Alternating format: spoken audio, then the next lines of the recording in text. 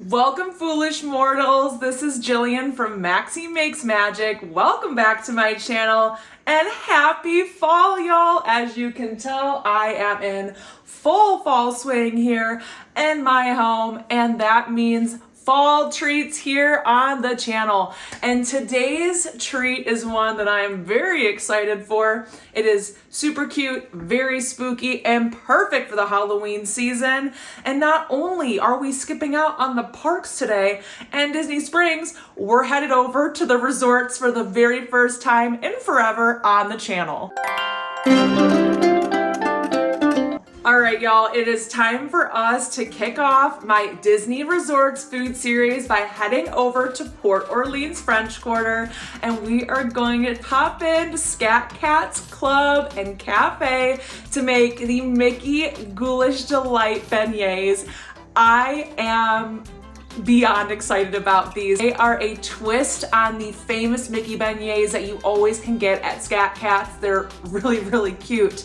They are your typical Mickey beignets, but they are dusted in cookies and cream or Oreo, powdered sugar, and drizzle with a marshmallow cream. They look absolutely delicious and are a very spooky twist on a fun treat. They're very Haunted Mansion inspired, and I am ready to dive into making this recipe today with you guys. Here is our reference picture for today. As you can see, they are just adorable. They've got a little tinge of purple to them too, so we're gonna try to accomplish that today. But let's go, guys, let's get into it. We're gonna do our typical ingredient roundup, and we're about to get spooky. To kick off today's ingredient roundup, we're going by order of when these items are going to be used. So we're going to need half a teaspoon of dry yeast, a quarter cup of warm water, 105 degrees, a quarter cup of sugar, 2 tablespoons of vegetable shortening, half a teaspoon of salt, a half cup of heavy cream,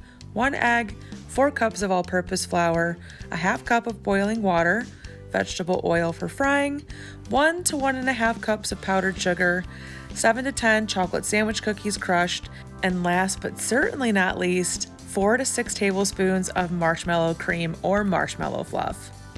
You're also probably wondering why I'm not mentioning the purple food coloring sitting next to the marshmallow fluff. There's a reason for that. I didn't end up using it, and later on I'll explain why.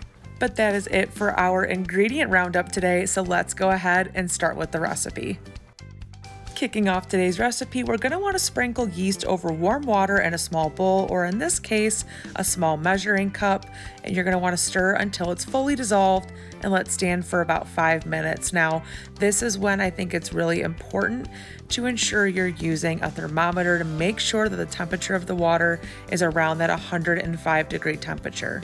If the temperature of the water is too hot, it will kill the yeast and your dough will not rise. Setting the yeast mixture over to the side and grabbing a hand mixer with a whisk attachment, we're gonna go ahead and combine some of our dry ingredients. That's going to include our salt, as well as our sugar and our flour, and we're just gonna follow that up with our hand mixer, combining those ingredients together before we go ahead and start adding in our wet ingredients. We'll want to also ensure we get that boiling water going, and I'll show you guys here in a second how to go ahead and do that in the microwave. It's a little bit easier than having to pop it on the stovetop for such a small amount of water. So for today's treat, we do need to get some water boiling, and rather than doing it on my stovetop, I just went ahead and popped it in my microwave. We're popping it in for about 4 minutes to see if it gets to boiling point. You'll know because it'll be popping and fizzing just like it would on your stovetop.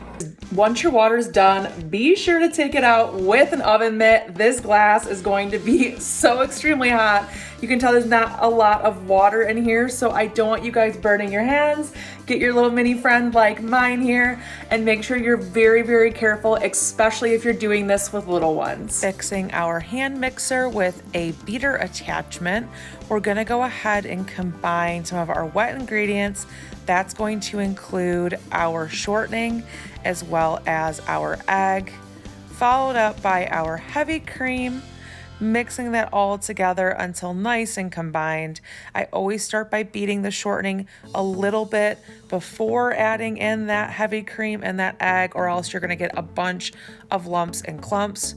Truthfully, I probably could have beat this a little bit more before adding it in because as you can see, I still had some lumps and clumps, but I was just patient and went ahead and worked those guys out by increasing the speed on my hand mixer.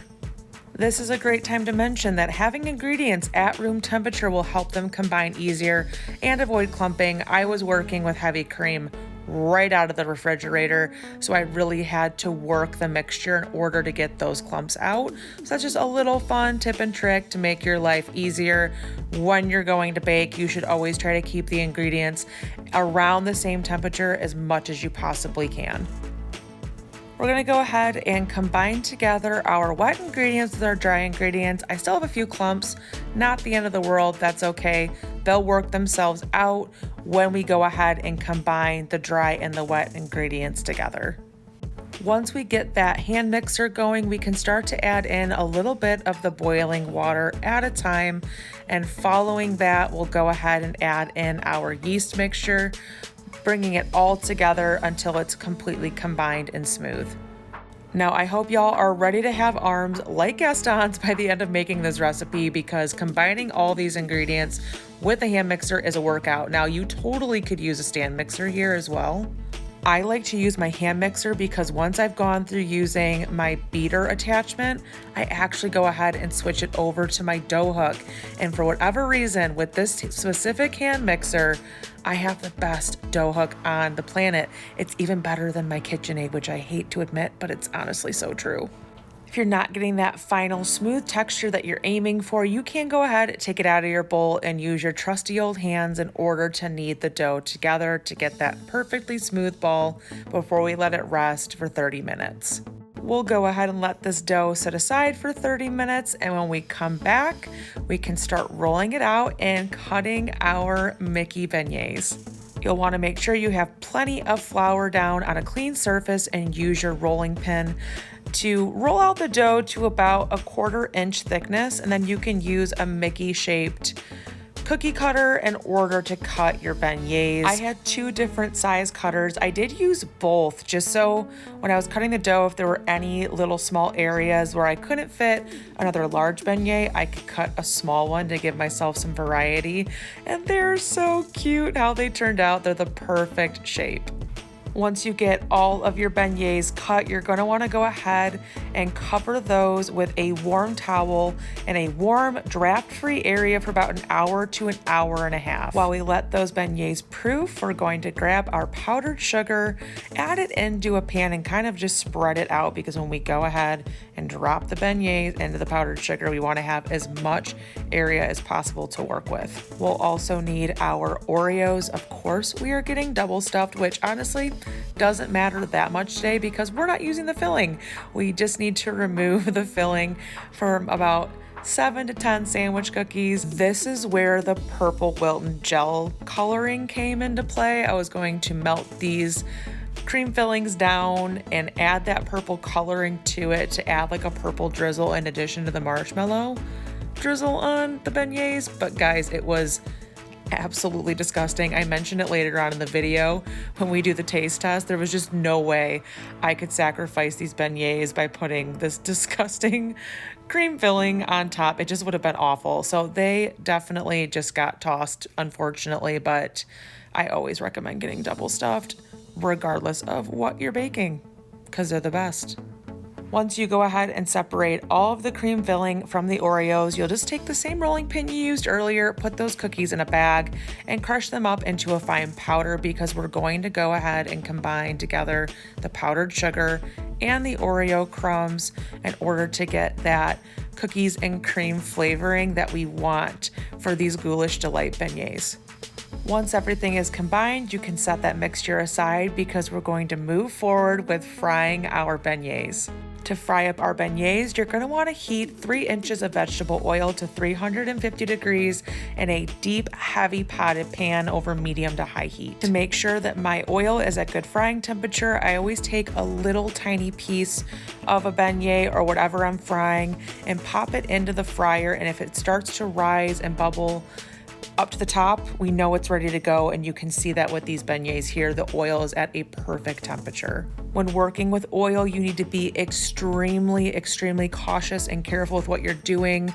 Make sure you've got oven mitts handy if you need to put those on your hands, just to protect you from any pops and cracks that may occur in the oil, and use even more caution if you are working over an open flame like I am here. You'll want to let the beignets cook on one side for about 2 to 3 minutes or until golden brown before you flip them over to the other side to achieve that really pretty golden beignet color.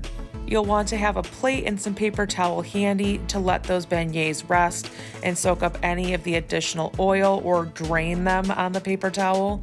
And then we'll go ahead and dust them with our powdered sugar and cookies and cream mixture.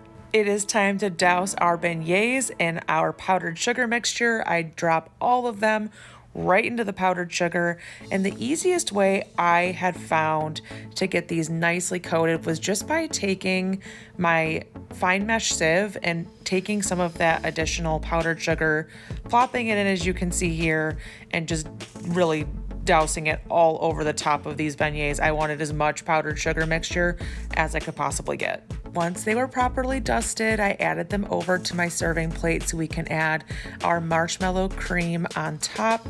I just went ahead and melted it down in the microwave and then doused it all over top of the beignets. Last but not least, and as a replacement for the purple icing we weren't able to use, I grabbed some dark chocolate sauce, and it's very reminiscent of the chocolate sauce that you can get at Scat Club Café at Port Orleans French Quarter. I added this stuff everywhere. It is so, so good. And I think it just brings everything together for our spooky little friends here. All right, y'all, we did it. We made the Ghoulish Delight Mickey Beignets from over at Scat Club and Café at Port Orleans French Quarter. And I am really looking forward to giving these a try. They look so good.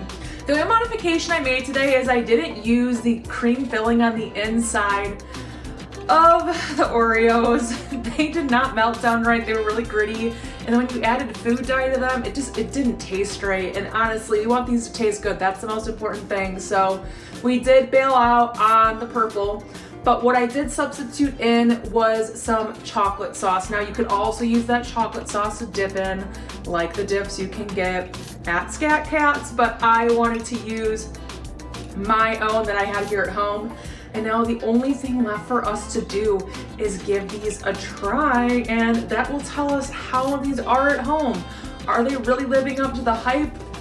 The ones you can get in Disney? Are they just an easy at-home recreation? We're gonna see, so let's move into the taste test. All right, y'all, it's my favorite time of every video, the taste test. But getting serious, we are going to taste test these Mickey Beignets.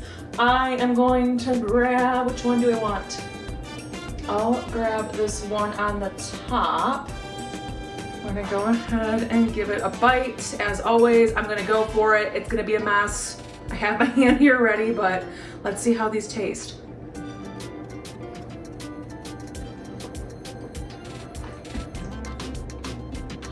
Okay.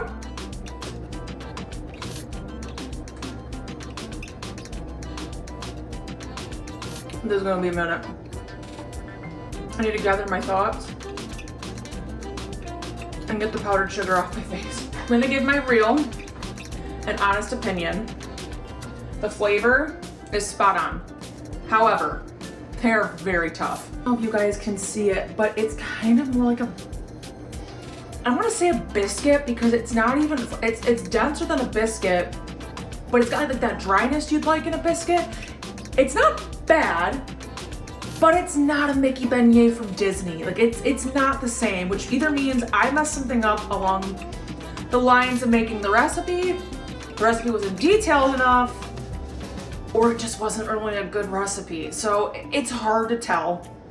I wouldn't say you shouldn't try it. You definitely could still try to make these. Kind of unfortunate. I always am bummed when I get all the way through a bake and I find out that it's not as good as I thought it was gonna be, but this happens more times than I care to admit.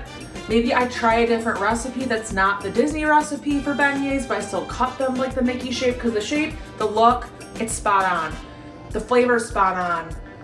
It's just the texture is not exactly right. I want that like airy, fluffy beignet, which is unfortunate, but you know what?